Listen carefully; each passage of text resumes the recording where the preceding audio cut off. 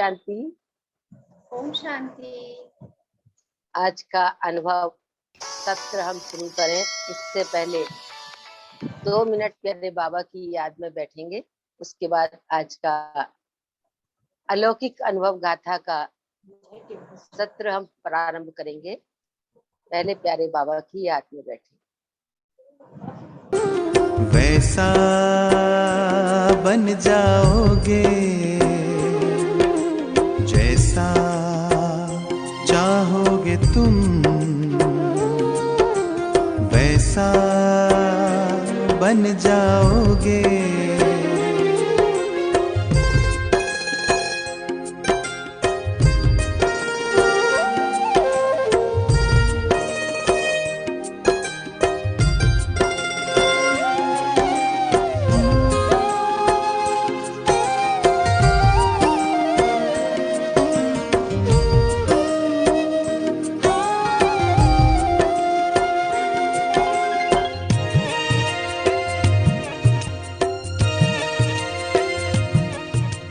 सूरज है तो है किरण, बादल है तो है पवन, प्राण है तो है तन मन, 7 सुरों में है सरगम। जो धरती है तो है सागर, जल थल है तो है जीवन, जीवन है तो है भगवन।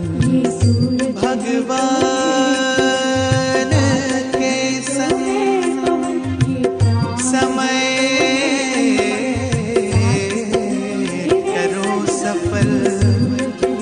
जैसा कर्म करोगे वैसा पाओगे फल, जैसा सोचोगे तुम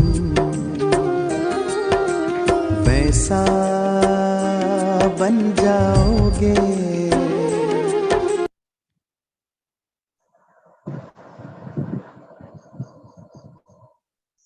ओम शांति, ओम शांति। आप सभी का इस अलौकिक अनुभव गाथा में सभी दीदियों का बहुत बहुत स्वागत है, स्वागत है, स्वागत है। जैसा कि आप सभी जानते हैं कि आगरा सब जोन की समस्त छोटी बड़ी दीदियों की अलौकिक अनुभव गाथा इस जूम मीटिंग के द्वारा चल रही है। यह अनुभव गाथा हमारी परम आदरणीय बड़ी बहन जी विमला बहन जी के अव्यक्त मास सितंबर मास के तहत रखी गई है, जिसमें हम प्रतिदिन दीदियों के अनुभव, प्रेरणादायी अनुभव सुनते आ रहे हैं। उसमें आज हमारे सामने अपना अनुभव शेयर करने के लिए पधारी हैं टूंडला से हमारी ब्रह्मा कुमारी विजय बहन। विजय बहन, आपका बहुत बहुत स्वागत है, स्वागत है। और जो भी मेरी दीदियां जुड़ी हैं, हाथरस से हमारी बड़ी दीदी सीता दीदी, और भी मेरी दीदियां, छोटी बहनें, साथी बहनें जुड़ी हैं, उन सबका भी इस जूम मीटिंग में अलौकिक अनुभव गाथा में बहुत बहुत हार्दिक अभिनंदन, स्वागत है। विजय बहन, मैं आपसे पूछना चाहूंगी कि आपका लौकिक जन्म स्थान कहाँ पर है? आपका जन्म कौन से सन में हुआ? और जब आप ज्ञान में आई तो कितने वर्ष की थी? ओम शांति। ओम शांति। सभी दीदियों को मैं तहे दिल से ओम शांति कहती हूँ, जो कि यह अलौकिक अनुभव गाथा में वो सभी जुड़े हैं। तो सभी दीदियों को ओम शांति, और हमारी भावना दीदी को भी ओम शांति, जो कि इतना सुंदर यह अनुभव गाथा का कार्यक्रम बहुत ही सुंदर कार्यक्रम है जी। मेरा शरीर का लौकिक नाम बीके विजय बहन है। हाथरस जिले सादाबाद तहसील में मेरा जन्म हुआ। 22 सितंबर 1984 में। जी। और यह मेरा जो लौकिक जन्म हुआ, और क्या पूछा दीदी? अलौकिक जन्म कब हुआ, कौन से सन में, कितनी उम्र की थी जब आप? जी, अलौकिक जन्म मेरा 20 मई 1998 में हुआ था। और जब मैं 10 वर्ष की थी। अच्छा। और बहुत छोटी उम्र में आप ज्ञान में आ गई बाबा के में, और बाबा ने आपको चुन लिया। नाम भी विजय है, और गले में विजय माला में मड़का के रूप में आपको चुन लिया बाबा ने। आपको बहुत बहुत मुबारक, बधाई। मैं पूछना चाहूंगी कि जब आप बाबा की बनी, क्या अच्छा लगा जिसके कारण आपको बाबा का बनने की खींच हुई, कशिश हुई? जब मैं 1998 में पास में ही गीता पाठशाला चलती थी, जी। जो चौब सिंह भाई जी चलाते थे, जो मेरे चाचा जी लगते हैं। चाचा जी चाची जी दोनों ही चलाते थे। तो चाची जी मेरे पास आती और बोलती थी कि आप तो देवियां हो, और यह जो ओम शांति का ज्ञान है और बहुत अच्छा है, भगवान धरती पर आ चुके हैं। मेरे को भक्ति भाव बहुत था। मैं तीसरी क्लास में ही जब पढ़ती थी, तो मेरे को इतना भगवान से अटूट प्रेम था कि स्कूल में से भी मैं पूजा पाठ के लिए पूरी गांव की माता इकट्ठी होकर के वहां पूजा पाठ करने जाती थी। स्कूल के पास मंदिर था, तो मैं माताओं के साथ पूजा पाठ करने लग जाती। 1 घंटा पूजा पाठ करके फिर आती थी स्कूल में। तो बहुत ही ये था। जब चाची जी ने सुनाया तो अच्छा लगा। फिर दूसरी बार 98 में जुलाई मास में हमारे आदरणीय राजयोगी धीरज भाई जी आए, जो कि उन्होंने मेरे को कोर्स कराया। और कोर्स कराया तो कोर्स में एक एक चित्र को इतना अच्छे से समझाया था। उस समय हम करीब 20 बहनें थी और 10 माताएं, 20 बहनें थी और 20 कुमारियों ने कोर्स किया था। और कुमारियों ने कोर्स किया, उसमें से बाबा ने एक मेरे को चुना। और फिर हमारी आदरणीय भावना दीदी जी की पालना मिली, जो कि वह आती थी। और इतना सुंदर हमारे आदरणीय पचौरी भाई जी, वो स्कूटर पर एक बार आए और मेरे को इतना अच्छा और वो दिया कि आप तो बहुत ही बाबा का झंडा लहराने वाली हो। आज भी मुझे भाई साहब के शब्द याद हैं, जो कि एक बार भाई साहब आए थे और मैं उनसे मिली, तो उन्होंने बहुत ही सुंदर शब्द मेरे लिए उच्चारे थे कि आपका नाम जो विजय है, आप, बाबा कहता है कि विजय का नगाड़ा बजाने वाले हो, विजय माला में पिरोने वाले हो। तो भाई साहब के शब्द मेरे कानों में गूंजते थे। और आदरणीय हमारी भावना दीदी जी समय समय पर आती थी, और कई बार तो इतना सुना है दीदी ने मेरे पीछे कि कई बार तो पूरा गांव ही इकट्ठा हो जाता था और उनको सुनाते थे कि इनको लेने अब आ गई है सफेद साड़ी वाली, इसको ले जाएंगी। तो बहुत गालियां भी देते थे। गालियों के बाद ये सोचो कि भावना दीदी एक बार आए मेरे को लेने के लिए, तो गाली दी परिवार वालों ने, पिताजी हैं जो भी, तो इतना माता जी को लगा कि देवी समान को वो गाली दे रहे हैं, तो ये तो बात अच्छी नहीं है। और फिर कई बार दीदियां आती। फिर एक बार सन 2000 में मैं बाबा से मिलने माउंट आबू गई थी, और इतना बंधन डालना शुरू कर दिया कि अभी तो ये इनको कुछ नहीं करने देना है, नहीं तो ये हमारा गांव का नाम बदनाम कर देंगे। ऐसा उनके समाज में बहुत ही ये रहता था।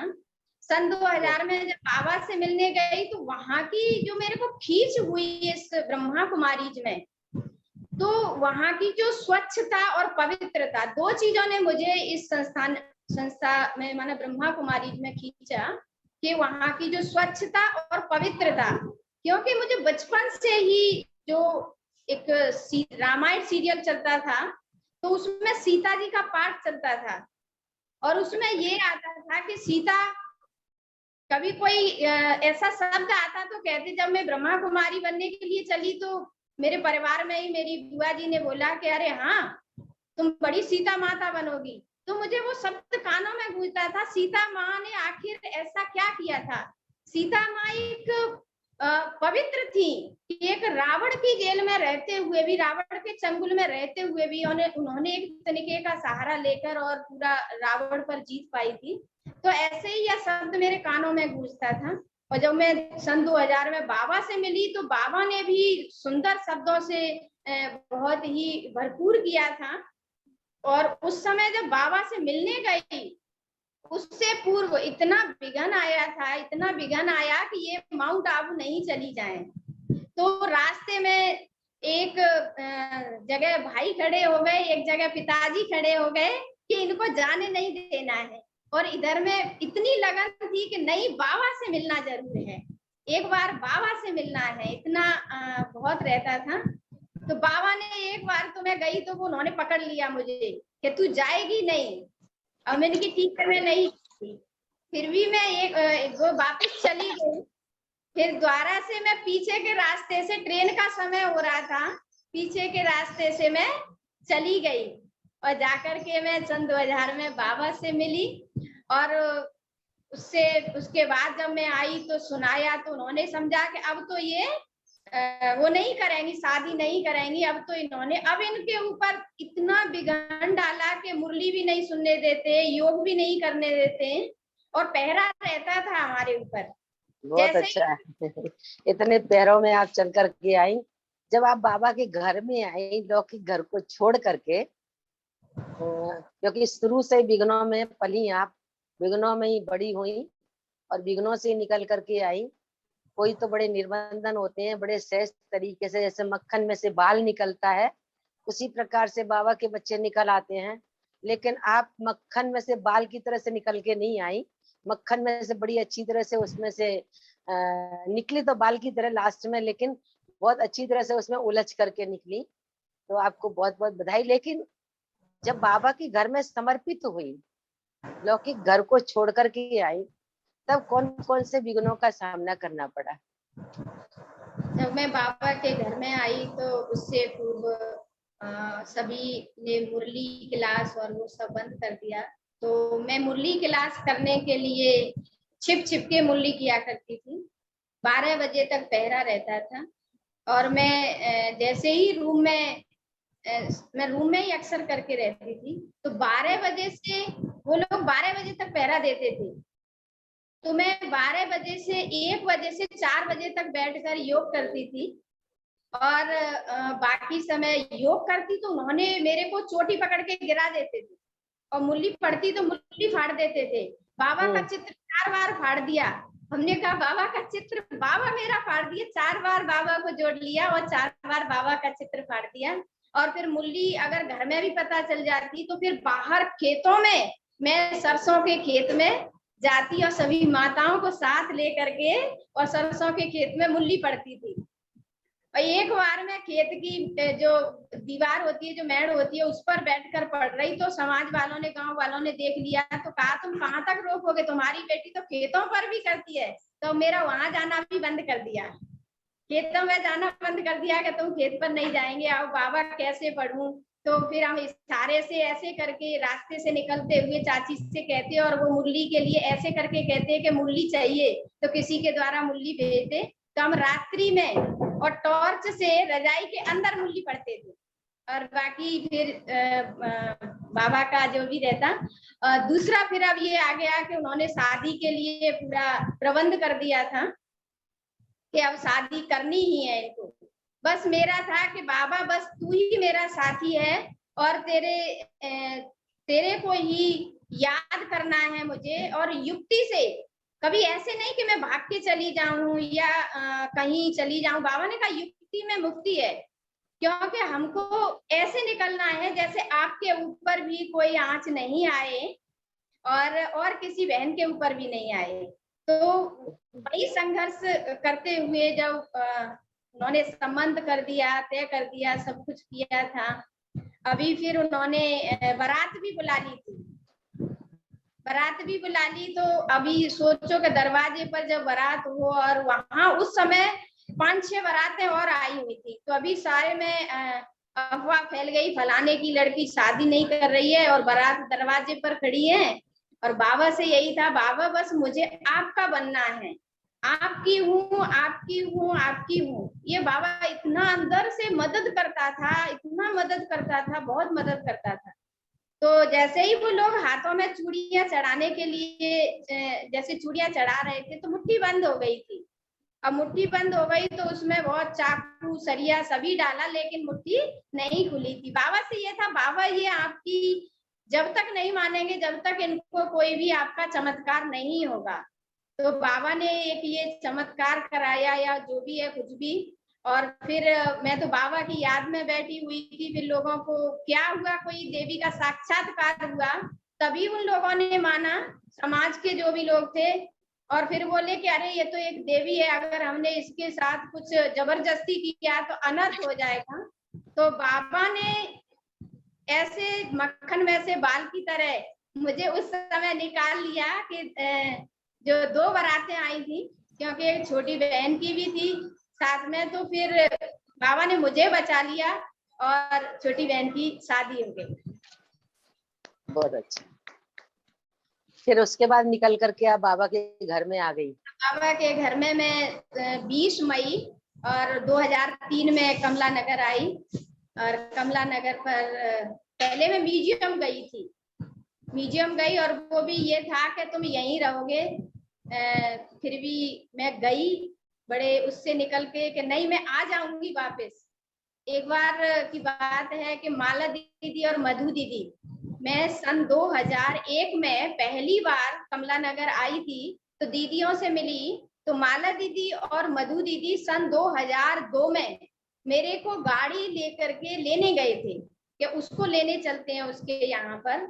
तो इतना लेने गए तो गांव के लोग इकट्ठे होकर के उनको बहुत बुरा भला बोला, उल्टा सीधा बोला। और दीदियों ने मेरा इतना मेरे को हिम्मत दिया कि कोई बात नहीं, अभी नहीं भेज रहे हैं तो तुम बाद में आ जाना, लेकिन अभी हम चलते हैं। तो दीदियां उस समय चली गई थी। फिर जब हम सेंटर पर आए 2003 में, फिर म्यूजियम से कमला नगर आए। और कमला नगर तो बड़ी बहन जी का इतना अच्छा हमको पालना मिली कि बड़ी बहन जी ने तो एक माँ का प्यार दिया। बड़ी बहन जी को तो आज भूलते नहीं है और बड़ी बहन जी तो हर पल साथ रहते हैं। ऐसे लगता है जैसे कोई भी कार्य कर रहे हैं तो बड़ी बहन जी मेरे साथ हैं और साथ रह करके वो कार्य करते हैं। फिर तो विघ्न समाप्त हो गए, इसके हाँ। बाद तो फिर रहना शुरू कर दिया।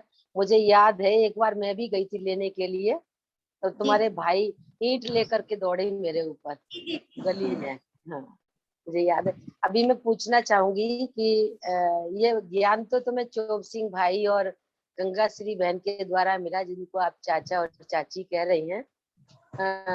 घर में परिवार में कौन कौन चलता है अब ज्ञान में वर्तमान समय? और लौकिक का तो सुनाया, अलौकिक जीवन का थोड़ा सा अनुभव सूक्ष्म में सुनाए। अलौकिक जीवन में क्या पुरुषार्थ किया शुरू से आए बाबा के घर में, तो वो अनुभव सुनाए। और परिवार में कौन कौन चलता है ज्ञान में? अभी परिवार में माता जी चलते हैं और बहनें सहयोगी हैं और एक छोटी बहन है वो समर्पित रूप से अभी आवल खेड़ा जो ब्रांच खुली है उसमें सेवाएं दे रही हैं। वहां पर उनके साथ में 2 बहनें हैं और वो हैं 3 बहनें वहां सेवाएं दे रही हैं। अभी वर्तमान में जब बाबा के घर में मैं आई थी तो यही पुरुषार्थ रहा कि अमृत वेला कभी मिस नहीं किया। अमृत वेले के लिए, क्योंकि बड़ी बहन जी के पास वाले पलंग पर ही मुझे सोना होता था। तो आपको पता है कि बहन जी हमारे 2 बजे उठते थे और 2 बजे से ही उठ जाते तो देख करके फिर हम भी बैठ जाते थे। और फिर 2 बजे के बाद अगर 3 बजे सोना होता तो फिर 4 बजे बहन जी जरूर उठते थे। बोले ये तो एक्स्ट्रा मदद मिलती है। और फिर 3-4 बजे उठ के सभी हॉल में जाते थे। जी तो ये पुरुषार्थ रहता था। और मुरली से 7 बजे मुरली होती, 7:15 बजे होती तो 7 बजे जा करके हॉल में सारा ट्रैफिक कंट्रोल का वो रहता था कि ट्रैफिक कंट्रोल भी बजाना है। और बाकी नहा धो करके अपना पूरा सेवाएं करनी होती थी। और बहन जी की भी सुबह जो भी सेवा करती थी तो विशेष बहन जी का ही ध्यान रखती थी। बड़ी बहन जी के साथ के अनुभव भी सुनाओ। हाँ, बड़ी बहन जी के साथ के तो बड़ी बहन जी जैसे ही 2 बजे उठ करके जब वो तपस्या करते तो हम पूछते थे, बहन जी आप ये तपस्या करते हैं तो ये किस लिए होती है? क्योंकि छोटे ही थे, ज्यादा वो नहीं था, तो फिर भी पूछना तो होता था।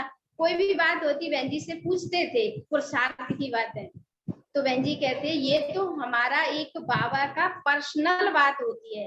आपको पता हो कि हमारी पर्सनल बात होती है बाबा से, और बाबा हमारी उस समय मदद करता है। जब म्यूजियम बना था तो म्यूजियम के समय बहन जी कहते हैं कि मैंने 2 बजे से ही उठ करके बाबा से कहा तब ये कार्य पूरा हुआ है। और हर पल इतना रहता था। एक बार की बात है कि बहन जी का ऑपरेशन हुआ था हार्ट का, तो बहन मेदांता में तो गीता दीदी जैसे बता रहे थे तो डॉक्टर साहब वैसे ही दिखाने ले गए थे नंद किशोर भाई साहब के साथ में। और डॉक्टर साहब ने फिर बहन जी को देखा और फिर बाद में 15 दिन के बाद हम एडमिट के लिए लेकर गए उनको। तो देखा कि एक बार बहन जी के दोनों हाथों में बोतल लगी हुई, तो मेरे से इशारा करके कहती है तू इधर आ। आईसीयू में कोई नहीं जाता था, बहन जी के साथ मैं ही रहती थी। डॉक्टर से बोल दिया था कि इसको नहीं जाने देना, ये मेरे पास ही बैठेगी। तो बहन जी के पैरों की तरफ मैं बैठ जाती, बोली नहीं इधर बैठ। मैंने की नहीं बहन जी मेरे को आपको देखना है और आपके पास में ही बैठना है। तो एक बार कहती है अच्छा ये बता, ये मेरे ऐसे लग रहा है जैसे ये हथकड़ियां डालती हैं क्या? मतलब बोतल लगी हुई दोनों हाथों में लगी हुई थी। और तो इस प्रकार से तो कभी कभी बीमारी के समय बहन जी बच्चा बन जाते थे। तो कहते नहीं बहन जी ये बात नहीं है, ऐसे है, ये कोई बात नहीं, कल आप ठीक हो जाओगे। और जब बहन जी के डॉक्टर ने एक बार ऐसे बोला कि अभी इनको तुरंत ब्लड चाहिए, मतलब तुरंत ब्लड चाहिए, उस समय मैं ही बहन जी के पास में थी और मैं तो बहुत पतली थी, लेकिन फिर भी मैं ब्लड उसमें बैंक में चली गई। मैंने की डॉक्टर साहब आप मेरा ब्लड निकाल के मेरी बहन जी को चढ़ा दीजिए। तो बोले बहन जी आप खुद ही बहन जी की संभाल करेंगे कि आपका ब्लड चढ़ा, खुद ही आप दुबली पतली हो, जल्दी से किसी को बुलाओ। तो जब बहन जी के फिर मैंने फोन किया मधु दीदी को, तो फिर मधु दीदी ने 2-3 भाइयों को भेजा, खुद भी आए थे। फिर उन लोगों ने आकर के ब्लड दिया था। और इस प्रकार बहन जी का रहता था, कभी भी कोई भी तकलीफ होती थी तो अक्सर करके बहन जी की सेवा का मौका मेरे को मिलता था।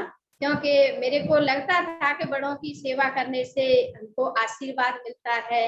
हमारी माता जी ने ये सिखाया था कि बड़ों की सेवा करने से आशीर्वाद मिलता है और बड़ों की दुआएं बहुत फलती हैं, इसलिए बड़ों की हमेशा सेवा करनी चाहिए।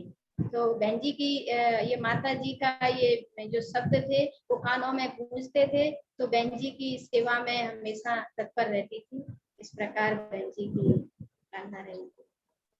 बहुत अच्छा, बड़ी बहन जी के साथ में रहने का, आपको अंग से रहने का बहुत बड़ा सौभाग्य प्राप्त हुआ।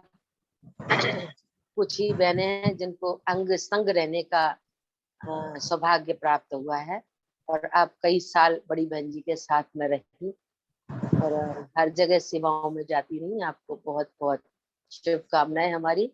अभी मैं पूछना चाहूंगी कि इतना समय हो गया आपको बाबा के ज्ञान में और सेंटर पर रहते हुए, तकरीबन 18-20 साल के करीब हो गए आपको रहते हुए। तो दादी के साथ भी कुछ अनुभव हुए होंगे, तो दादी के साथ के भी कुछ अनुभव सुनाओ सभी को। हाँ, अक्सर करके बड़ी बहन जी के साथ मधुबन जाना होता था, तो बहन जी तो सभी दादियों से मिलते थे, तो हमको भी बड़ा चांस मिलता था दादियों से मिलने का। तो दादियों, गुलजार दादी जी से एक बार हम मिलने गए, क्योंकि हमारी जो समर्पित की फाइल थी उसको 1 साल हो गया था। मैं अपने आप को बहुत ही सौभाग्यशाली समझती हूँ कि मेरी आदरणीय बड़ी बहन जी और हमारी आदरणीय गुलजार दादी जी के साइन थे मेरी फाइल पर। बहुत जब सुंदर। जॉन इंचार्ज थे तो शशि बहन और मेरी और सीमा बहन की, तीनों की एक साथ फाइल जमा हुई थी। तो बहन जी मेरे कोई लेकर के जाती थी, तो एक बार 1 साल हो गया था जमा हुए। तो जैसे हम दादी के कॉटेज में गए तो दादी ने बुलाया, इधर आओ। तो बोला तो कि क्यों आई हो? तो बहन जी ने कहा कि दादी इनकी फाइल को 1 साल हो गया और अभी साइन नहीं हुआ है। 1 साल से बहनें आती हैं और वो साइन नहीं हुआ है। तो दादी जी ने तुरंत नीलू दीदी को बुलाया और कहा, नीलू इधर आओ, इनकी फाइल निकालो जहाँ भी है और अभी मेरे से साइन कराओ। तो उस समय ऐसा लग रहा था कि बाबा का रथ, और जिस रथ में भगवान आते हैं और उस रथ के साइन मेरी फाइल पर हो रहे हैं, तो इतना अंतर मन बहुत गदगद हो रहा था, खुश हो रहा था कि मैं कितनी सौभाग्यशाली हूँ जो कि साकार बाबा की पालना लिए हुए, और बड़ी बहन जी भी मेरे अंग संग अनुभव मिल रहा है रहने का, और दादी जी के साइन भी मेरी फाइल पर हो रहे हैं। तो उस समय इतना अंदर से गदगद हो रहा था। दूसरी बात, हम जानकी दादी जी से मिलने गए थे। बहन जी का हार्ट का जो वो होता है, लगता है, जो सतीश, डॉक्टर सतीश गुप्ता जी जो कराते हैं, तो बहन जी ने कहा कि विजय ऐसा करते हैं, एक बार डॉक्टर साहब से मिल लेते हैं। तो फिर मैं बहन जी को साथ में लेकर के गई। उस दिन दादी जी आए हुए थे खैर उसमें प्रोग्राम में, तो जानकी दादी जी ने इशारा करके और हाथ से बुलाया, विमला इधर आओ, बड़ी बहन जी को बुलाया। तो बहन जी के साथ हम गए। तो बहन जी ने मेरा हाथ पकड़ा ऐसे, दादी जी ने, तो ऐसे लग रहा था दादी के हाथ इतने रुई जैसे हुआ करते थे। बड़ी बहन जी के तो तेईयों को मैं दबाती थी बहन जी को, तो ऐसे लगता जैसे कहीं बहन जी के लगना, इतने टाइट और बहन जी के हाथ इतने मुलायम है, ऐसे ही दादी जी के हाथ थे। तो दादी जी ने मेरे सिर पर हाथ रखा और मुझे अपने पास बिठाया, और दादी जी ने मेरे से कहा कि देख तुझे एक बात बताती। दादी बहन जी थे बताने लग जाते थे, दादी इन्होंने बहुत संघर्ष किया है, इन्होंने शादी वापस कर दी थी, ऐसे बड़ी बहन जी सुनाते थे। तो फिर उन्होंने, दादी ने कहा अच्छा इतना संघर्ष किया है, देख और तुमको मैं बताती हूँ, एक गुप्त बात बताती हूँ कि दादी जी बताइए। तो दादी ने कहा कि कभी भी कोई विघ्न आता है या कोई तुमको रुकावट आए, तो एक गुप्त बात है कि तुम 2:35 पर बाबा से उठ करके बातें करना, तो बाबा उस समय हमसे पर्सनल मुलाकात करता है, और आपका कार्य कभी कितना भी कोई बड़ा हो, हुआ ही बड़ा है। ये शब्द दादी जी के आज भी गूंजते हैं। आज भी मैं दादी जी के पग चिन्हों पर जो दादी ने शब्द उच्चारे उन पर मैं चलती हूँ। कभी कोई भी विघ्न या कोई भी बात होती है, कोई भी कराना होता है बाबा से, तो मैं बाबा के सामने रात्रि में जाकर के 2:35 पर बैठती हूँ, और ऐसे सहज हो जाता है जैसे पता ही नहीं चलता है कि कब और कैसे हो गया सारा कार्य। प्रकाश मणि दादी जी से मिलने गई सन 2006 में, जब पद यात्रा किया था, आगरा से जयपुर तक पद यात्रा किया, तो हमारा समापन जयपुर में हुआ था। और उस समय फिर सभी यात्रियों का जो सम्मान समारोह रखा था वो माउंट आबू में रखा था, मुकुट और चुंदरी पहना करके।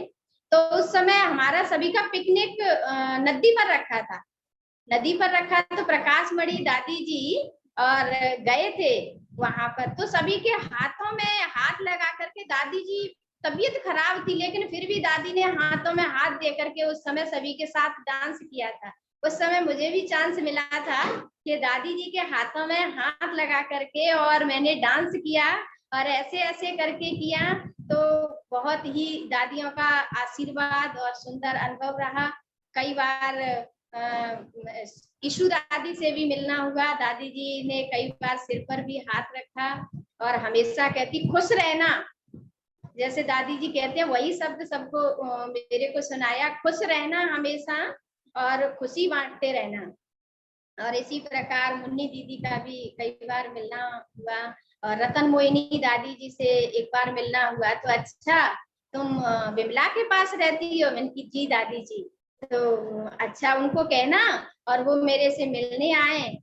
आगरा की बहनें तो आती नहीं है और मेरे को मन होता है कि मैं सबसे मिलूं, और तुम तो हर बार आती हो। मैं हर बार दादी से मिलने, बहन जी कह देते तुम जाओ मिल के आओ, तो मैं हर बार उनसे रतन मोहिनी दादी जी से मिलती थी।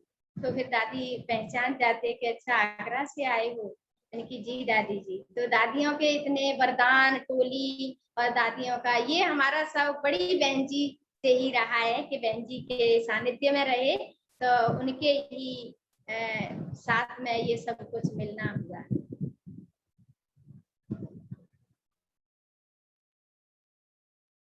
आवाज नहीं आ रहा है दीदी?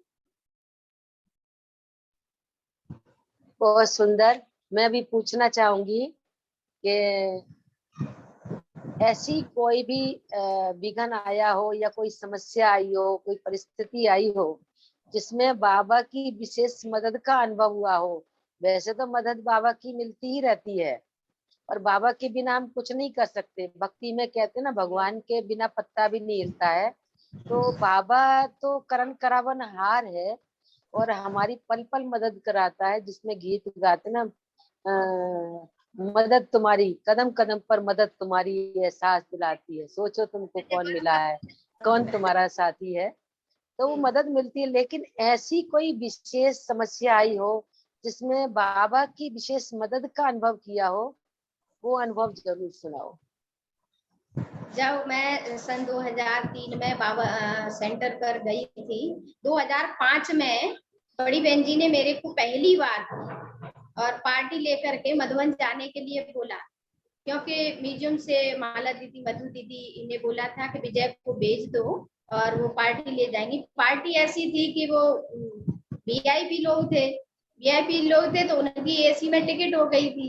और दीदी ने और बड़ी बहन जी ने मेरे से अभी बोला, जैसे कि पहले तो जयपुर उतर के ट्रेन जाती थी ना, जयपुर जाते थे और फिर वहां से अबरोड के लिए जाते थे और यहाँ से बस जाती थी। तो ऐसा अनुभव हुआ कि बहन जी ने कहा कोई बात नहीं, कि बहन जी मैं पहली बार कभी गई नहीं हूँ और इतना लंबा सफर कैसे जाऊंगी। बहन जी ने कहा नहीं बेटा, बाबा साथ है ना, तुमने इतना बड़ा विघ्न पार किया। बहन जी हमेशा कहते थे तुम शिव शक्ति कंबाइंड स्वरूप रहो, तुम शिव शक्ति हो। कोई भी विघ्न आता कहती तुम शिव शक्ति हो, ये अनुभव किया करो और ये बोला करो अंदर में कि मैं शिव शक्ति हूँ और शिव बाबा मेरे साथ है, मैं शेर नहीं सकती हूँ। ऐसे बहन जी का जो रहता था, जब भी जाती थी तो हिम्मत देते थे। एक बार की बात है कि हम यहाँ से वो वीआईपी तो ट्रेन से चले गए और बहन जी ने दोपहर की जो बस जाती थी ईदगाह से, उस बस में मेरे को बिठाया, गाड़ी से खुद बिठाने गए मेरे को। बोले ये पहली बार जा रही है, हिम्मत नहीं है। माला दीदी मधु दीदी और बड़ी बहन जी और गाड़ी से बिठाने गए। तो मैं पहुंच गई और हुआ यह कि मैं जयपुर पहुंची 9 बजे और 9 बजे पहले शायद वहां से 8:30 बजे ट्रेन चली जाती थी और 8:30 बजे ही बस चली जाती थी वहां जो माउंट आबू के लिए। तो अब दोनों ही चीज निकल गई। अब मैं अकेली रात्रि हो गई वहां पर, 9 बज गया, 9:30 बज गया। अब ऐसा लगे कि बाबा ये कैसे। बहन जी ने एक पहले छोटा सा वो चलता था जो कैसेट लगा के सुनते थे, बहन जी ने एक कैसेट दिया और वो टेप रिकॉर्डर जो था वो दिया। बहन जी ने कहा तुम है ना कभी ऐसे लगे तो इस गाने को सुन लेना, ईश्वर अपने साथ है, डरने की क्या बात है, सदा सफलता साथ हमारे हाथ में उसके हाथ है। तो ये वाला सुन लेना और हिम्मत आ जाएगी। अब हुआ यही। अब मैंने वहां से जो पैसा सिक्का डाल के फोन करते थे, मैंने सिक्का डाल के फोन किया, बहन जी को बोला बहन जी ट्रेन भी चली गई, बस भी चली गई, अभी तो मैं पूछ रही हूँ, कुछ भी नहीं जाने वाला है। और सुबह 7 बजे यहाँ से जाएगा, अभी मैं क्या करूं, और वहां पार्टी को मेरे को वो भी करना है, रिसीव भी करना है। अब कैसे करूं कि अच्छा देखो बाबा मदद करेगा, कोई तो बस जाएगी ना। मैंने की ठीक है बहन जी। तो एक प्राइवेट बस जा रही थी, मैंने कहा मैंने की कोई नहीं, सिरोही तो पहुंचाएगी, वो सिरोही पहुंचा देगी, सिरोही से दूसरी बस में बैठ जाऊंगी। तो एक तो अंदर में डर भी लग रहा था, पहली बार जा रही हूँ और इतनी रात्रि में बस में सफर करूंगी, और कहते हैं कि रात्रि में अंधेरा होता है तो डर लगता है। लेकिन बहन जी ने कहा डरने की क्या बात है, ईश्वर अपने साथ है। बहन जी ने वो शायद पता हो बड़ों को तो ऐसा लगता है, तो वो मैं फिर वो कान में लगाया, गीत सुना, ईश्वर अपने साथ है, डरने की क्या बात है। अब मैं बस में बैठ गई तो मैंने कंडक्टर से, उस ड्राइवर से कहा कि भैया ऐसा है कि मेरे को एक सीट अलग खाली दे देना, बल तुम दुगने पैसे ले लेना, लेकिन इस पर किसी को बिठाना नहीं। बोला अच्छा बहन जी वैसे भी खाली जाती है, आप सो जाइए। तो 12 बज गया, 12 बजे नींद थोड़ा आने लगी, नींद तो नहीं आ रही, फिर 12 बजे नींद आने लगी। तो बाबा से कहा बाबा अब मुझे अपनी गोदी में सुला लो, और मैं बस आप ही रखवाली करना, और मैं मेरे को नहीं पता, इतना कह करके मैं सो गई। और हुआ यह कि वहां एक सरदार और वो बैठे हुए थे, उनके बच्चे थे, सरदार और सरदारनी थे, उनके बच्चे थे, 2 बेटियां थी। तो मैं जब अकेली सीट पर लेटी हुई थी तो उन्होंने कहा कि बेटा वो दीदी जो लेटी हुई है ना, वो सफेद साड़ी वाली, आप जाकर के और वहां बैठ जाइए। तो जैसे ही वो बच्चियां आई तो बच्चियों ने क्या अनुभव किया कि कोई सफेद कपड़ों वाला बाबा बैठा है और उनकी गोदी में मैं सो रही हूँ, ऐसा अनुभव किया। अब बच्चियों ने कहा कि वहां तो जगह ही नहीं है कि एक बाबा बैठा है और वो गोदी में सो रही है दीदी। तो अब जैसे ही मैं 2 बजे फिर ऐसे एकदम रिलैक्स होके 2 बजे आंख खुल गई, क्योंकि ये बहन जी के साथ रहने से आदत पड़ चुकी थी कि 2 बजे उठना ही है, कुछ भी हो जाए। बहन जी 2 बजे उठ जाते थे, जग जाते थे, तो मुझे भी यह पड़ गया कि 2 बजे जगना ही है, चाहे 12 बजे सो चाहे 11 बजे सो, जगना ही है। तो 2 बजे आंख खुली। अब जैसे जैसे अब उनके सरदार और उनके मन में ये चल रहा था आखिरकार ये क्या है, हमें तो कोई नहीं दिख रहा है, और बच्चियां कह रही हैं कि इनके पास कोई बाबा बैठा है और उनकी गोद में ये सर रख के सो रही है। तो मैं जब सुबह हुआ तो उन्होंने पूछा कि बहन जी हम आपसे कुछ पूछना चाहते हैं कि आपके पास कौन बैठा था। मैंने कहा मेरा बाबा। मैंने कहा कि कौन सा बाबा बैठा हुआ था। मैंने की हमारे जो ब्रह्मा कुमारी जो है शिव बाबा निराकार हैं, और ब्रह्मा बाबा साकार में, शिव बाबा उनके तन में आते हैं, तो बाप दादा कहते हैं, तो मेरे साथ में दोनों ही थे, बाप दादा थे। तो ये बाबा ने अपना अनुभव कराया था, चमत्कार कराया था, जो भी है ऐसा। फिर जाकर के सिरोही से और फिर वहां पार्टी भी रिसीव कर ली। ट्रेन लेट हो गई थी और वहां हम पहुंच गए, बाबा ने पहुंचा दिया। और बड़ी बहन जी को जब फोन किया, बहुत बहुत थैंक्स बोला, बहन जी इतना बाबा का अनुभव कराया, लोगों को साक्षात्कार जो भी हुआ, तो ये भी एक सेवा थी कि मैंने कहा था ना तेरे द्वारा सेवा होगी। तो वो भी सरदार और वो उनको जब ज्ञान दिया, ईश्वरी संदेश दिया, तो वो जाने लगे सेंटर पर, और बाबा के बच्चे बन गए, सेंटर पर जाने लगे, ऐसा। बहुत सुंदर, बहुत सुंदर। अभी मैं पूछना चाहूंगी वर्तमान समय पुरुषार्थ क्या चल रहा है, समय की नाजुकता को देखते हुए क्या पुरुषार्थ है, और आने वाले भाई बहनों के लिए संदेश क्या है? वर्तमान में अभी यही पुरुषार्थ है कि सभी बाबा को तो प्रत्यक्ष तभी होगा कि जब हम सभी आपस में मिलकर संगठन से सेवाएं करेंगे। और सेवा के साथ साथ बाबा अभी कह रहा है कि स्व की स्थिति बनानी है। सेवा तो बाबा टीवी के माध्यम से, और अभी तो ऑनलाइन सारा नेटवर्किंग ऐसा हो गया है, तो उससे हो ही रही है। लेकिन अभी जो वर्तमान समय की इस परिस्थिति को देखते हुए यही है कि अपनी स्व स्थिति मजबूत बनानी है, और अपना योग का ये जो प्रयोग है वो करते रहना है। और समय ये नहीं कि हमें अमृत वेला ही सिर्फ करना है, ये नहीं कि हमें शाम का 6:30 से 7:30 का नुमा शाम का ही योग करना है। अभी मेरा जो अंदर में है जो भी भाई बहन बहनें रहती हैं, तो मेरा है कि बीच में जब एक्स्ट्रा हमें समय मिल रहा है तो उसमें हमें अपनी स्थिति बनानी है, योग जरूर करना है। और सभी मेरा भाई बहनों के लिए यही संदेश है कि स्व स्थिति से ही परिस्थिति पार कर सकते हैं, इसलिए अपनी स्व स्थिति बनाएं। और कोई जो नियम दिया है उसी में नहीं, जो बाबा कहता है कि हमको 8 घंटा याद करना है, तो वो स्थिति बनाने का समय अभी आ गया है। और जो अव्यक्त मूल्यां हैं जो हमसे पहले से जो चल रही हैं, तो अव्यक्त मूल्यों का रिवीजन और 8 घंटा नहीं तो 4 घंटा, लेकिन करो, बाबा ने जो कहा है उसे पूरा करना है। 4 घंटा बैठ के करो तो 4 घंटा कर्म योगी बन के करो, लेकिन 8 घंटा योग करो, तभी संपूर्णता को प्राप्त होंगे। तो सभी से मेरा यही है कि अव्यक्त मूल्यों का रिवीजन भी करें। अभी मैं तो पूरी जब से अव्यक्त मूल्यां शुरू हुई और अभी जब लास्ट हुई है तब से अब तक का पूरा एक बंडल लेके आई हूँ। तो अभी मूल्यों का, अव्यक्त मूल्यों का रिवीजन और यह 4 घंटे का 8 घंटे का जो पुरुषार्थ है ये चल रहा है। तो मैं चाहती हूँ, सबको यही कहना चाहती हूँ कि अव्यक्त मूल्यां हमको ऐसा एकदम सभी को संतुष्ट कर देती हैं और भरपूर कर देती हैं। तो अव्यक्त मूल्य का रिवीजन और 8 घंटे का योग यह सभी जरूर अपने आप में धारण। बहुत सुंदर। अव्यक्त मुरली हमें 16 कला संपूर्ण बना देती है, मानव से देवता बना देती है अव्यक्त मुरली। अव्यक्त मुरली एक बहुत बड़ा अनमोल अमूल्य खजाना है, जिससे हमें बहुत कुछ प्राप्ति होती है। तो सब कविता दीदी के लिए कहना चाहूंगी कि वो जब भी मिलती हैं तो वह यह अमृत वेला वाली और अव्यक्त मूल्य की बुक्स जरूर देती हैं।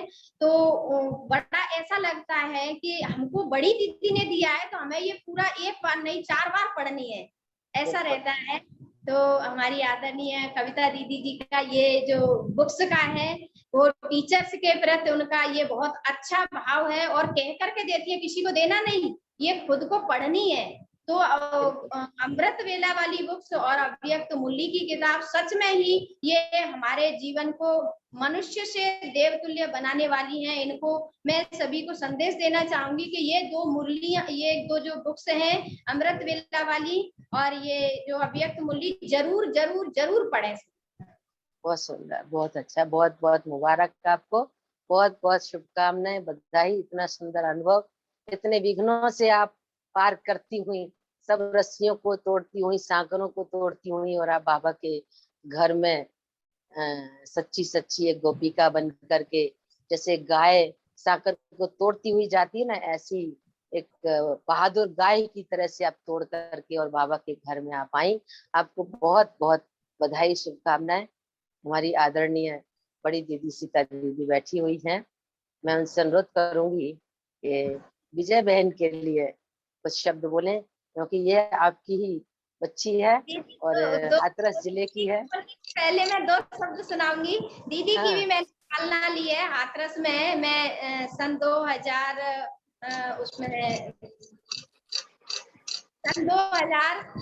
से पहले 99 में मैं दीदी के पास गई थी, तो वहां पर मेरे को ये लेने पहुंच गए थे। चक्की बाजार भी गई थी मैं, और चक्की बाजार से मैं 15 दिन रुकी थी, और चक्की बाजार से तपस्या धाम पर भी मैं 10 दिन रुकी थी, और बाकी फिर मेरा ये रहता ही था। तो बहुत बहुत दीदी की भी पालना ली है। दीदी को बहुत ओम शांति। दीदी ओम शांति, ओम शांति। विजय बहन ओम शांति, बहुत बहुत बधाई। आज इतना सुंदर जो है अनुभव सुनाया, तो बचपन का टाइम याद आया कि रशीदपुर में भावना बहन ने एक कार्यक्रम रखा था शुरू में। तो कुछ माताएं जो है वो विजय बहन को सूट पहनती थी जब विजय बहन, तो माताएं जो है वो लेके आई थी उस कार्यक्रम में। अब चूंकि बंधन में तो थी, उसको डर भी लग रहा था घर में कहीं पता न लग जाए, तो बड़ी लगन से जो है ये बैठी हुई थी। मैंने कहा बाबा की बच्ची तो बहुत अच्छी है, लेकिन इसको बंधन बहुत ज्यादा है। तो शुरू से ही जो है वो लगन अच्छी रही है विजय बहन की, और उसी का आज ये फल है। कि इतनी सेवाओं में आगे बढ़ी और बहन जी का भी संग मिला और लौकिक में भी जो है वो छोटी बहन को उसी लगन के आधार से निकाल भी दिया। तो जिस समय ये वहां हाथरस में आई तो यहाँ हाथरस में जो है वो एक फाटक पड़ता है, तो वहां पर भैया जी का स्कूटर रुका हुआ था। विजय बैठी हुई थी सेंटर पर और स्कूटर रुका तो किसी ने आकर के उनको ओम शांति बोला, क्योंकि बैज लगाए हुए थे। ओम शांति बोला तो भैया जी ने कहा ओम शांति कौन हो? कि मैं जो है वो विजय का मौसाजी हूँ। तो और तुम तो ब्रह्मा कुमार कुमारी बड़े बेकार होते हो, तुमने जो है वो हमारी बच्ची को जो है इतना भ्रमित कर रखा है। भैया जी ने कहा ऐसे मत बोलो, तुम जानते हो मैं कौन हूँ? अच्छे से उसको परिचय दिया मैं कौन हूँ, कहाँ से हूँ। जब उनको ये रहा आप तो साराबाद के ही हैं, एमएलसी के आप तो पुत्र हैं, तो उनको थोड़ा सा शांति आई। कहा विजय जहाँ आई है ना वो सही स्थान है। तो देखो बड़ों का जो है कुछ ना कुछ किसी ना किसी परोक्ष अप्रोक्ष रूप में हमें सहयोग मिलता है, उससे जो हमारे घर वालों को इस बात का ही बहुत प्रभाव पड़ता है कि ये संस्था जो कहीं ऐसे वैसे ही नहीं है। तो भैया जी ने आकर के बात सुनाई, फिर कहा कि इसका तो यहाँ पर भी मुश्किल पड़ जाएगा अब, क्योंकि इसके मौसी जी और मौसा जी वो वहां पर ही मिल गए, यहीं रहते हैं कहीं पर। तो फिर जो है तब युक्ति रची गई, तब जाकर के जो है ये आगरा जो है वो थोड़ा दूर भी पड़ता था और पढ़ाई के हिसाब से भी था, यानी बाबा के यज्ञ में रहते हुए पढ़ाई भी पूरी की और बाबा की बच्ची बनी। और सबसे बड़ी खुशी की बात यह है कि अपने लौकिक परिवार से एक बहन को भी जो है वो समर्पित कर लिया, ये सेवाओं में आगे बढ़ी। तो बहुत बहुत दुआएं हैं विजय बहन के लिए। उसमें भी दीदी आपका बहुत सहयोग रहा तनु को भी निकालने में, क्योंकि घर हाँ में घुस फंस गई थी तो आप मधुबन ले गए निकाल करके, उसको बाबा का बैज लगाया, आपने तैयार किया उसको भी। हाँ उसको भी जो है बैज नहीं निकाला उसे बैज नहीं निकाला। आपके बैज ने ही निकाला उसको। हाँ तो उसके था कि ये लगता था भाई विजय और ये एक ही हैं, हमारे लिए तो ये एक ही हैं। तो ऐसे स्थानों से बाबा के बच्चे मना इतनी कन्याओं के बीच में और एक कन्या उस टाइम और पंगा लेकर के और निकले बाबा के घर में से, उसके बाद तो काफी सेवाएं फिर हो ही जाती हैं। तो ये बिल्कुल इसका प्रैक्टिकल का अनुभव है कि कैसे जो है शादी का वो सारा कुछ छोड़ छाड़ करके और बाबा के घर में कैसे पहुंच गई, आ गई। तो इस बात के लिए बहुत बहुत बधाई है, ढेर सारी शुभकामनाएं हैं। अनुभव भी बढ़िया रहा, तो अपने अनुभव से हम दूसरों को बहुत आगे बढ़ा सकते हैं। ऐसी शुभकामनाओं के साथ ओम शांति ओम शांति। बहुत बहुत शुक्रिया दीदी, ओम शांति। बहुत सुंदर विजय बहन के लिए आपकी शुभकामनाएं। अभी मैं कविता दीदी से भी कहूंगी, हमारी कल दीदी आपने मोहिनी दीदी का नहीं सुनाया, आदरणीय सीता दीदी से कहूंगी मोहिनी दीदी की आपने बात नहीं सुनाई, कल निकल गया, क्योंकि कल हमारा नेट सही नहीं चल रहा था, इंटरनेट की प्रॉब्लम के कारण से ऐसा हो गया था। हाँ वो तो कल का दिन था। बाकी जी मोहिनी बहन को तो कौन नहीं जानता है, कितनी जो है वो सेवाओं में रही हैं और नया नांगल से लेकर के जैसे बाबा की अंग संग में जो है हर चित्र के अंदर हम बाबा के संग। हाँ कल जो आवाज नहीं आ रही थी तो मोहिनी बहन का तो क्योंकि विशेष दादी की ही साथ में रहने वाली थी, तो इसलिए एक बार जो है यहाँ आई हुई थी दीदी के साथ में। तो मथुरा में जो है मथुरा में भी देखा, बिल्कुल सामने सामने बैठ करके उन्होंने बातचीत वगैरह की मोहिनी बहन ने। और मेरे को याद आता है बहुत टाइम पहले की बात है, तो यज्ञ में जो है ज्यादा ऐसा नहीं था, लेकिन एक मनोहर दादी की साथ में रहने वाली भाग बहन और एक हमारी मोहिनी बहन, ये दोनों दीदियां कहो कुछ भी कहो, लेकिन जो हम लोग बनियान पहनते हैं बहन है तो वो तो आवश्यक है ही है। तो मैं देख रही थी मोहिनी बहन कुछ कर रही थी, मैंने कहा मोहिनी बहन आप क्या कर रही हैं दीदी, आप क्या कर रही हैं? कि मैं इसके अंदर ना लैस लगा रही हूँ, तुम लगा सकती हो, मेरी लैस लगा सकती हो? मैंने कहा क्यों नहीं, तो मैंने उनको लिया, और ऐसी ही भाग बहन थी उनकी भी और उनकी, तो मैंने कहा ये तो बिल्कुल ठीक तरीका है ना, कि दिखाई भी ना दे और पूरा हमारा बदन भी ढका भी रहे। तो इस प्रकार की ऐसी चीजें जो हैं, और वो तो इतनी मतलब हंसमुख थी, जहां भी दादी जाती थी, जैसे दादी का चक्कर लगा आगरा साइड में 15 दिन तक, तो पहले मोहिनी बहन आकर के स्टेज पर, और सारी क्लास जो है इतना क्लास को घेर लेती थी और क्लास कराती थी जिस टाइम पर। तो बाद में दादी आती थी, लेकिन मोहिनी बहन की एक ये विशेषता हमने देखी, और ध्यान में जाने का पाठ तो उनका विशेष था ही। और साथ साथ में जो भी हम पत्र डालते थे दादी को, तो उन पत्रों का जो जवाब है वो हमें मोहिनी बहन के द्वारा बहुत अच्छी तरीके से उनका मिलता था। कोई समाधान है, कोई बातें हैं, है ना, तो ध्यान में उनका यज्ञ के प्रति बहुत रहता था, कौन कन्या कहाँ पर है, कैसे है। तो मोहिनी बहन तो वास्तव में कितना जो है वफादार होकर के बाबा के यज्ञ में सेवाएं, इतना कितना 56-57 से लेकर के और इतनी सेवाएं करके गई हैं। तो ऐसी आत्माओं को तो बाबा ने बहुत ही अच्छे स्थान पर फिर बालक बना करके और इनके द्वारा नव निर्माण करने के लिए इन बच्चों को जो है वो भेजा है, और इनके द्वारा कुछ ना कुछ नया ही कार्य यज्ञ के अंदर होना है। ओम शांति। बहुत बहुत शुक्रिया दीदी, बहुत बहुत थैंक्स। क्योंकि कल इंटरनेट की प्रॉब्लम के कारण से मैं लास्ट में किसी का भी ना सुन पाई थी, ना बोल पाई थी कुछ भी। तो इसलिए आपसे 2 शब्द आज मोहिनी दीदी के लिए, कल मोहिनी दीदी का दिन था। और अभी मैं कविता दीदी से कहूंगी 2 शब्द, आप भी बोले। आज अशोक भाई साहब भी बैठे हुए हैं। अशोक भाई साहब, आपका भी बहुत बहुत स्वागत है इस अनुभव गाथा में। अनुभव गाथा भाई साहब स्वागत करती हैं आप खिला दो, आप खा ओम शांति। भाई साहब अभी पहुंचे हैं, जब हमने जूम अपना बंद किया तभी भाई साहब पधारे हैं, बड़ी लंबी यात्रा से आए हैं। तो हमारे आगरा क्षेत्र की सभी बहनें भरतपुर में भाई साहब के आगमन पर उनका स्वागत करते हैं। भाई साहब का आना माना मधुबन का आना।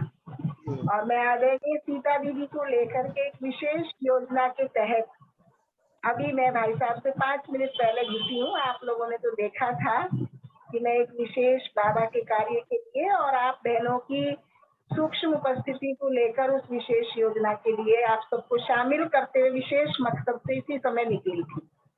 और मुझे बड़ा मैं इंटरेस्ट के साथ सुन रही थी कि आदरणीय सीता दीदी ने कितनी सारी कन्याओं को, भाइयों को, माताओं को आगरा क्षेत्र में क्या मधुबन और भारतवर्ष के विभिन्न स्थानों में भेजा हुआ है।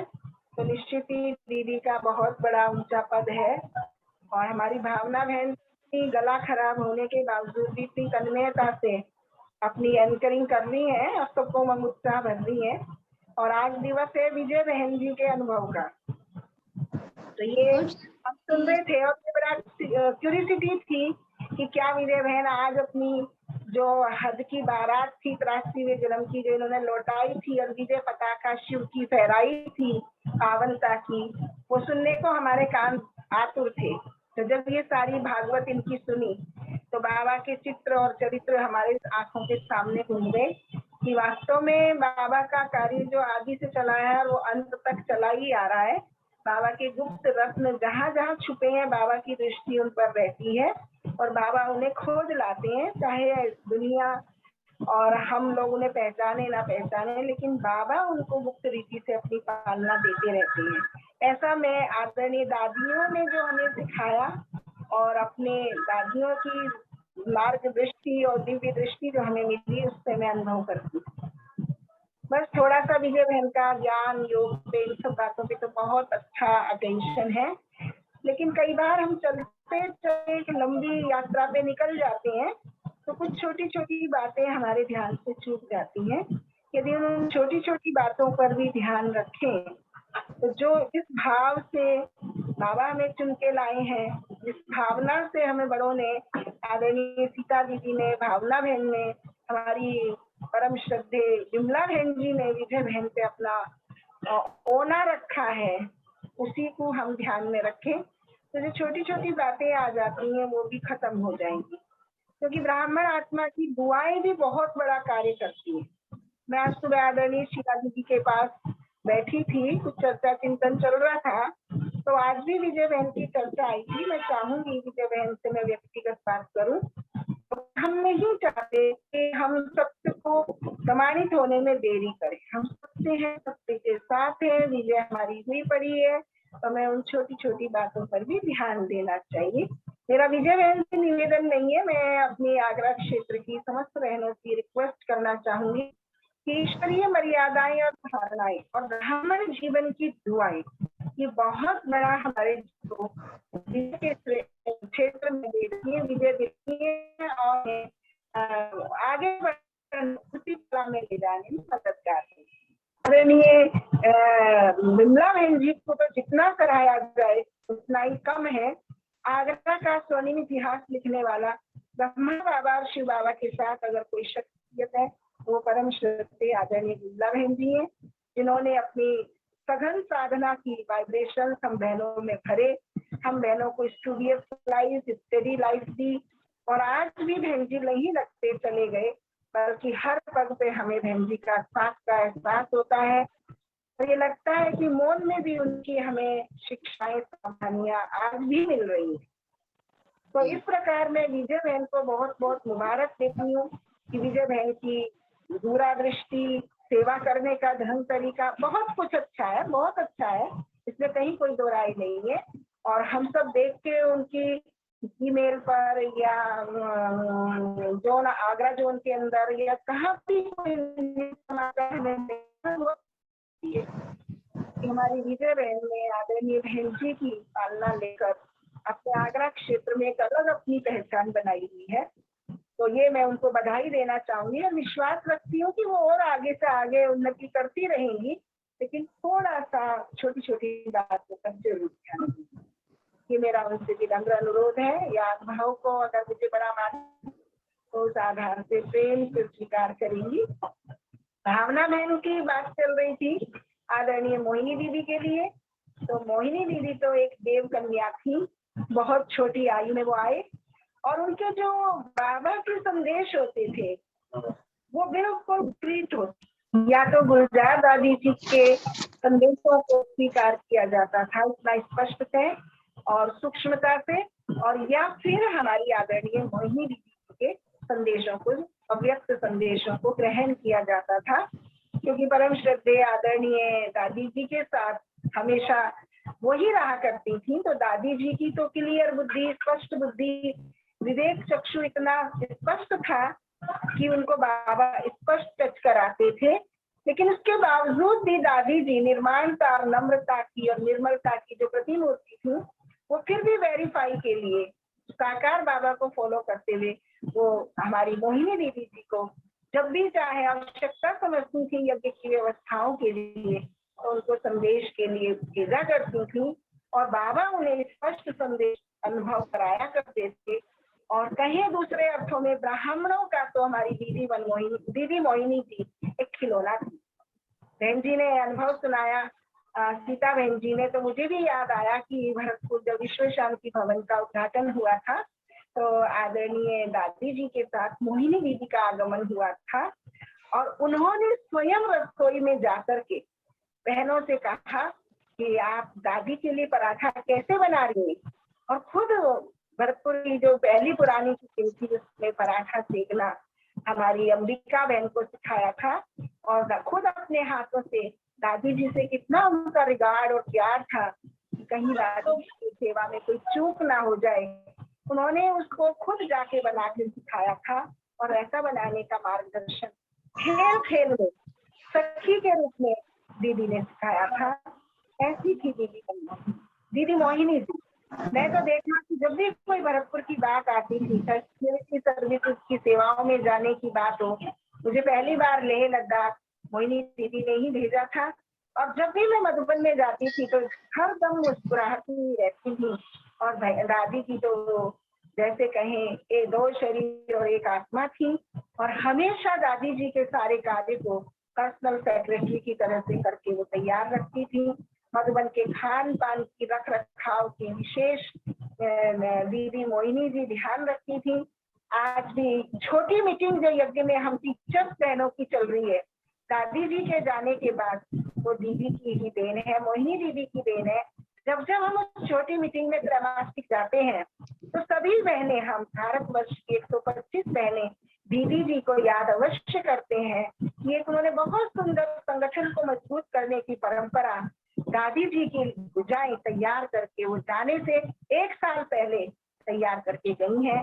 ऐसी मोहिनी दीदी के प्रति हमारे हृदय में यज्ञ के प्रति जो उनका वफादार सिपाही का राइट हैंड का रोल था और उन्हीं पद चिन्हों पर दोनों की पूर्ति करते हुए दीदी मोहिनी जी और दादी प्रकाशमणि जी की पूर्ति उन्हीं पद चिन्हों पर चलते हुए आज हमारी दीदी कर रहे हैं, जो यज्ञ को निर्विघ्न और निश्चिंत रखे हुए हैं। ऐसे आदरणीय दादी जी ने ये 2 भुजा तैयार की, एक नहीं है, उन दोनों का दायित्व आज दीदी संभाल रहे हैं। ऐसे हमारे मार्गदर्शक दादियाँ, फिर ये दीदियाँ, फिर हमारी बहन जी सब नमन के योग्य हैं और अनुकरण के योग्य हैं। मैं आगरा क्षेत्र की समस्त बहनों की तरफ से मोहिनी दीदी को अपनी श्रद्धांजलि अर्पित करती हूँ और बाबा के यज्ञ का ऐसा ही सच्चा सिपाही बने रहने का आह्वान करती हूँ। ओम शांति। बहुत बहुत शुक्रिया दीदी आपका। और आज का ये अनुभव सत्र हम पूरा करते हैं और अभी हम प्यारे बाबा की याद में बैठ करके आज का ये अनुभव सत्र हम पूरा करते हैं। ओम शांति, ओम शांति। यही जीवन का सार है, यही जीवन का सार है। जैसा सोचोगे तुम वैसा बन जाओगे, जैसा कर्म होगा वैसा फल पाओगे। जैसा सोचोगे तुम वैसा बन जाओगे, जैसा कर्म होगा वैसा फल पाओगे।